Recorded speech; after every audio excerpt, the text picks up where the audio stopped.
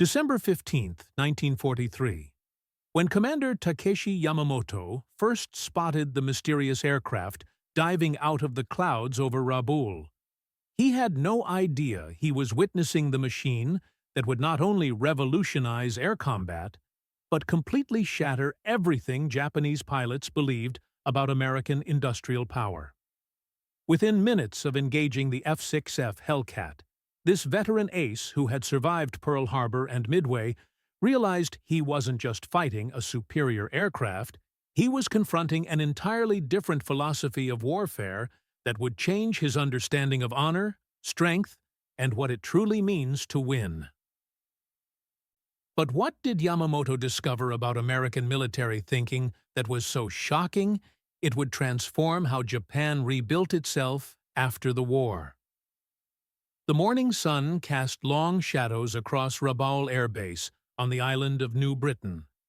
Japanese Zero fighters sat in neat rows, their engines still warm from the dawn patrol. The air smelled of aviation fuel and salt water from the nearby ocean. Commander Takeshi Yamamoto walked slowly around his aircraft, checking every bolt and wire. At 28 years old, he had already shot down 12 enemy planes. His chest bore the ribbons from Pearl Harbor and Midway. The other pilots looked up to him with deep respect. His hands were steady, his eyes sharp, and his aim was deadly. Young Lieutenant Hiroshi Tanaka stood nearby, polishing the rising sun painted on his wing. At only 22, Tanaka had just 200 hours of flight time. Most veteran pilots had died at Guadalcanal 6 months earlier. Now, Japan was sending up boys with barely enough training to land safely. Tanaka's hands shook slightly as he worked. This would be only his 5th combat mission. The base mess hall served the same breakfast every morning: a small bowl of rice, a piece of dried fish, and weak tea. The pilots ate in silence, thinking of their families back home. Letters from Japan told of empty store shelves and long food lines. Their mothers and wives were melting down pots and pans to make bullets and bombs. Every grain of rice was precious. Every drop of fuel mattered. The squadron gathered for their morning ritual. They bowed deeply toward Tokyo, where Emperor Hirohito lived in his palace. They recited the warrior's code together. Death before dishonor. Victory or death. These words had guided Japanese fighters for 1,000 years. The Bushido way meant facing the enemy with courage, even if you knew you would die. But something felt different this morning. The intelligence reports spoke of new American fighters appearing over the Solomon Islands, strange aircraft that looked bigger and heavier than anything they had seen before. The radio operators picked up more enemy chatter than usual. American voices speaking in calm, casual tones that sounded nothing like the formal Japanese military talk. At exactly 1,000 hours, the alarm bell rang across the base. Yamamoto and Tanaka ran to their planes, boots pounding on the concrete runway. The ground crews had already started the engines. Black smoke poured from the exhaust pipes as the Nakajima engines roared to life. They climbed into the cockpits of their Zeros. The instruments were simple and clean: fuel gauge, oil pressure, compass, and altimeter. Everything a pilot needed, nothing more. The Zero was light, fast, and could turn tighter than any fighter in the world. For 2 years, it had ruled the Pacific skies. Yamamoto raised his hand and pointed forward. The two fighters rolled down the runway and lifted into the bright blue morning sky. They climbed toward 15,000 feet, heading southeast over the green jungle canopy toward Bougainville Island. Neither pilot knew they were about to meet their future. 20 minutes into their patrol, Yamamoto spotted a dark speck against the white clouds at 15,000 feet. The aircraft looked different from the familiar shapes of American P-40 Warhawks or F-4U Corsairs. This one was bigger, with a thicker body and wider wings. It moved with steady purpose, not trying to hide or run away. Yamamoto pressed his radio button. Unknown aircraft, bearing 090, Angels 15. His voice stayed calm, but his heart began beating faster. Tanaka's Zero pulled up beside him, the young pilot's eyes wide with curiosity and fear. The strange fighter turned toward them. Now they could see it clearly. Blue-gray paint covered a body that looked twice as heavy as their Zeros. 6 guns stuck out from the wings like black fingers. The cockpit sat high on the fuselage, giving the pilot a perfect view in all directions. This was no lightweight dancer like the Zero. This was a flying fortress. Yamamoto decided to attack first. He pushed his stick forward and dove toward the enemy, expecting the other pilot to turn and fight in the traditional way. Japanese and American fighters had always fought like this, spinning and turning in deadly circles until the better pilot won. But the American pilot did something unexpected. Instead of turning to meet the attack, he pushed his throttle forward and climbed away at a steep angle. The big fighter's engine roared like thunder as it pulled away from the diving Zero. Yamamoto felt confused. American pilots were supposed to be brave fighters, not runners. Then the enemy aircraft reached the top of its climb, rolled over, and dove straight down at incredible speed. 6 streams of fire erupted from its wings. The bullets were huge, each one as thick as a man's thumb. They tore through the air with a sound like ripping canvas. Tanaka's Zero shuddered as the heavy bullets smashed into his wing and engine. White smoke poured from his cowling.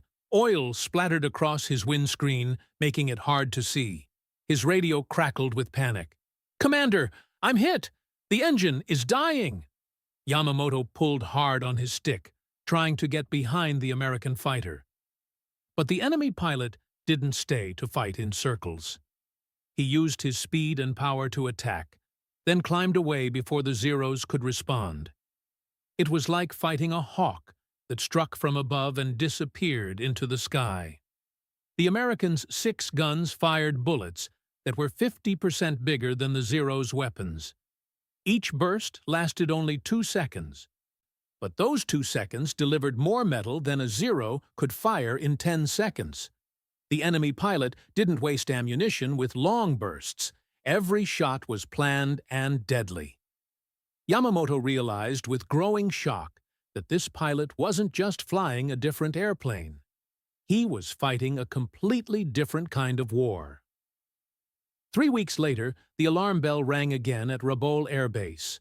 This time, the radar operators reported something that made Yamamoto's blood run cold. 24 large aircraft were heading straight for their base. Not the single mysterious fighter from before, but an entire squadron of the same blue-gray machines. Yamamoto and 11 other pilots ran to their Zeros. As they climbed into the morning sky, he could see black dots growing larger on the horizon. His hands gripped the control stick tighter than usual. Sweat dripped down his face despite the cold air at altitude. When the American formation came into view, Yamamoto felt his world shift beneath him. The 24 Hellcats flew in perfect order, each plane exactly where it should be. No gaps, no stragglers, no confusion.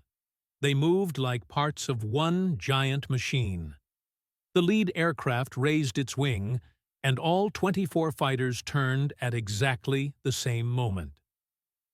Yamamoto had been taught that American pilots were selfish individuals who cared more about themselves than their country. But these pilots flew together like they shared one mind. When one fighter attacked, 2 others covered his tail. When another pilot got in trouble, his wingman stayed with him no matter what. The battle lasted only 10 minutes. The Americans used the same tactics as before. They dove from above with tremendous speed, fired their massive guns, then climbed away before the Zeros could respond. But this time, there were so many of them that the sky filled with tracer bullets and smoke. Yamamoto watched in horror as 6 of his pilots were shot down. The Americans lost only one aircraft, but instead of leaving their damaged comrade to die with honor, as Japanese pilots would do, the enemy fighters circled the crash site. They called for rescue boats on their radio. They stayed in the dangerous area for 2 full hours until an American seaplane landed to pick up their wounded pilot. That night, Yamamoto sat alone in his quarters and wrote in his diary. His hand shook as he formed each character with his brush. Today I saw something that breaks my understanding of war. The Americans do not just build better planes. They build systems. We train heroes to die gloriously. They train teams to win and survive. He set down his brush and stared at the wall. For 2 years, he had believed that Japanese spirit and skill would overcome American machines and money. Now he understood the terrible truth. The Americans were not fighting with just machines. They were fighting with a completely different idea of what war should be. The Bushido Code taught that death in battle was the highest honor. But what if keeping your fellow warriors alive was actually more honorable? What if working together as a team was stronger than individual courage? These thoughts felt like betraying everything he had been taught since childhood. August 15, 1945. The war was over. Commander Yamamoto stepped off the train in Tokyo and could not believe what he saw. The great city lay in ruins. Black skeletons of buildings reached toward the gray sky like broken fingers. The smell of ash and burned wood filled the air. Children with dirty faces and torn clothes begged for food along the platform. Yamamoto carried only a small cloth bag with his few possessions, but in his mind he carried something much heavier. He had survived 3 years of fighting the Americans. He had seen their Hellcats destroy the Japanese Air Force. He had watched their bombers turn his homeland into rubble. But he had also learned something that surprised him. Walking through the destroyed streets, Yamamoto saw American soldiers everywhere. He expected them to be cruel conquerors. Instead, he watched a young GI share his chocolate bar with a hungry Japanese boy. Another soldier helped an old woman carry water from a well. These were the same people who had built those deadly war machines. Now they were rebuilding what they had torn down. At the corner of what used to be a busy shopping district, Yamamoto stopped to watch American engineers directing the repair of a damaged bridge. They worked with the same careful planning he had seen in their fighter squadrons. Every man knew his job. Every tool had its place. They built things to last, not just to look impressive. That evening, Yamamoto sat with his wife and young son in their small, undamaged house outside the city. His boy asked about the war and why Japan had lost. Yamamoto thought carefully before answering. How could he explain what he had learned without dishonoring everything they had been taught? The Americans did not win because they were better warriors, he said slowly. They won because they thought differently about war itself. We believed that dying for the emperor was the highest honor. They believed that living to protect each other was more important. His wife looked shocked. These words sounded like betrayal of the Bushido Code. But Yamamoto continued, I fought against the Hellcat and learned that it was not just a better airplane. It was a symbol of a different way of thinking. They built systems, not just heroes. They planned for success, not just glorious death. In the months that followed, Yamamoto began working with American advisors to help rebuild Japan's aircraft industry. He applied the lessons he had learned in battle. Plan carefully. Work as a team. Build things that last. Take care of your people so they can take care of others. Years later, when Japan had become a peaceful and prosperous nation, Yamamoto would tell his grandchildren, in 1943, I thought the Hellcat was just a machine that could beat our Zero. By 1945, I understood it represented a way of thinking that could rebuild our world. Sometimes your greatest teacher is your strongest enemy.